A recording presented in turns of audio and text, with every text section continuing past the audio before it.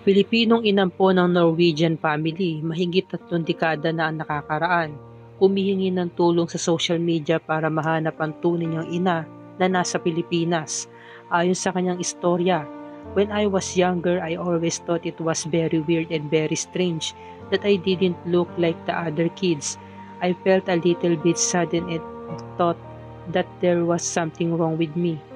When I was about 7 or 8 years old, I started to ask my parents questions.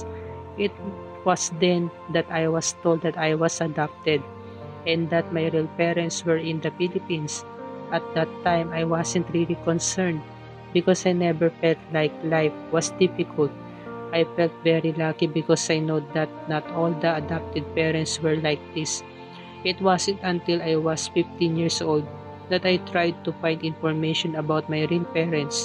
I had read stories that people had found relatives or parents or siblings via social media, and I thought I might try to do the same. I've never had any bad feelings from my mom. I totally forgive her for making the choice that she did, and she must not feel bad about the decision. I just want her to have the next chapter of her life with me included, and I'm sure it's going to be a great one."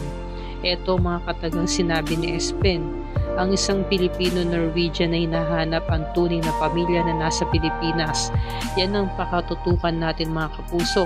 Matagpuan pa kaya niya ang kanyang mga magulang o kaanak na narito sa ating bansa. Huwag na huwag natin palalagpasin yan sa programang Kapuso Mo, Jessica Soho.